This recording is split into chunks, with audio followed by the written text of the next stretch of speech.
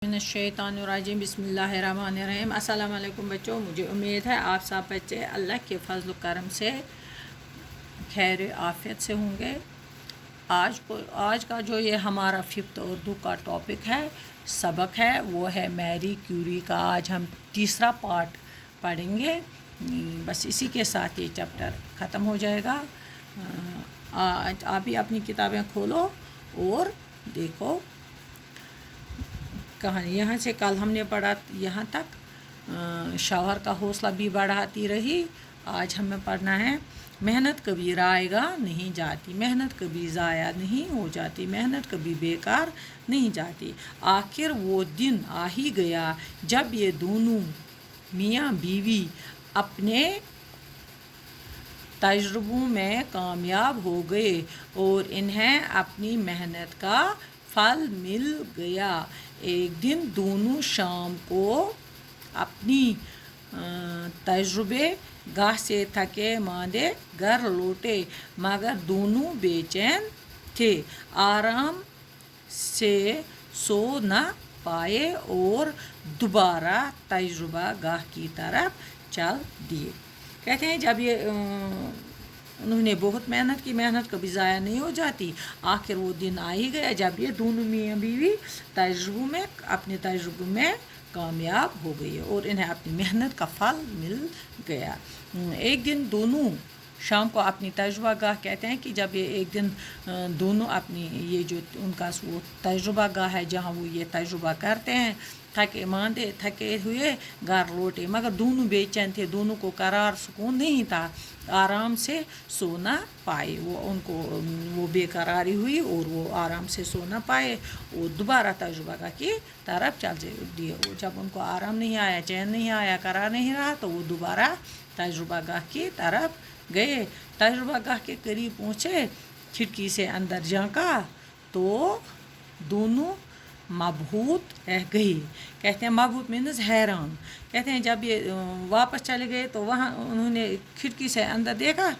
जब तजुर्बा गाह के करीब पहुँचे, नज़दीक पहुँचे, तो उन्होंने खिड़की से अंदर देखा कि जब उन्होंने ऐसा कुछ देखा कि ये हैरान रह गए। अंदर मेज़ों पर रखे प्यालों से धीमी नीली शायें फूट रही थी। कहते हैं कि जब ये अंदर इनकी नज़र पड़ी, जो उन्होंने प्याले रखे थे टेबल पर, उनमें नीली शाह मीनस किरणें निकल रही थी, फूट रही थी। इन दोनों की खुशी की कोई इंतहा न रही। ये इतने खुश है कि हद ही नहीं रहा। उन्होंने आखिरकार एक नया जौहर दरियाफ्त कर लिया। उन्होंने अपनी मेहनत और लगन से आखिरकार एक कीमती चीज़ दरियाफ्त कर लिया। ये नया जौहर रेडियम था। क्या था? रेडियम था।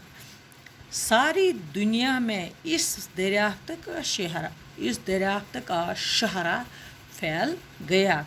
अगले ही बरस 1905 ईस्वी में मैरी क्यूरी और इसके शौहर पैरी क्यूरी को तिब्बियात में दुनिया का सबसे बड़ा नोबल इनाम, नोबल प्राइज़ दिया गया।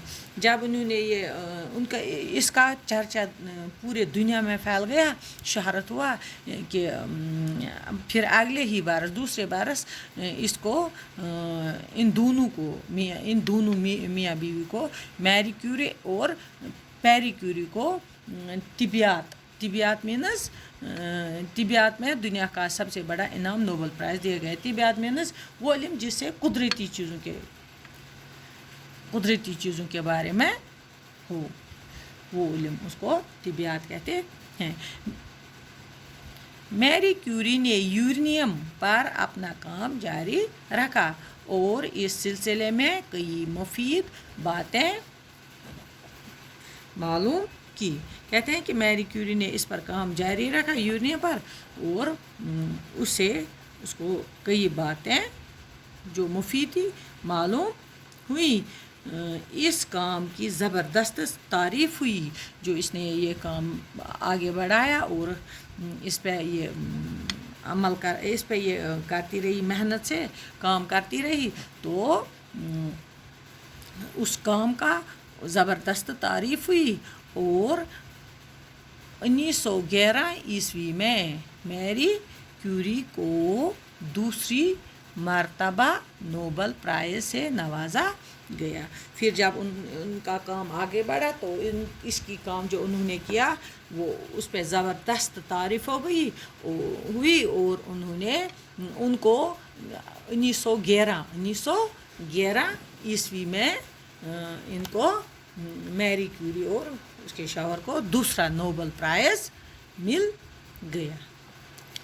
रेडियम एक बहुत ही कारआमद जौहर है। ये जो रेडियम है, रेडियम ये एक बहुत ही कारआमद चीज़ है, बकार आने वाली, ये ज़रूरत आने वाली चीज़ है। ये बहुत सी मुहलिक बीमारियों के इलाज में काम आता है।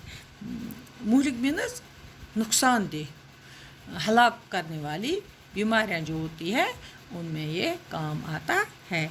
इस जौहर की दरियाफ्त और इससे ज़्यादा से ज़्यादा फ़ायदा हासिल करने की कोशिश में ज़िंदगी भर ये खातून साइंसदान तजुर्बों के दौरान निकलने वाली तेज़ शाओं को अपने जिस्म पर बर्दाश्त करती रही। इसने इस जौहर का दरियाफ्त करने के दौरान इस अज़ीम साइंसदान तजुर्बों खातून जो थी, ये अज़ीम साइंसदान खातून जो थी मैरी क्यूरी, इन तजुर्बों के दौरान इन तजुर्बों के दौरान जो तेज़ किरणें इसके जिस्म पर पड़ती थी, जो ये बर्दाश्त करती रही, ये शायें उनको बदन पर असर अंदाज हुई। इनसे इसके जिस्म पर बुरा असर पड़ा, जिसके नतीजे में मैरी क्यूरी को खून का कैंसर, ल्यूकेमिया हो गया।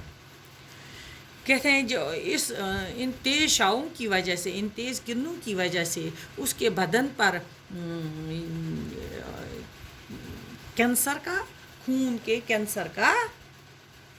कैंसर की बीमारी हो गई। इन शाओं की वजह से ये बेचारी कैंसर की मरीज़ बन गई। फिर वो 4 जुलाई 1934 ईस्वी को इंसानियत की यह मोहसिन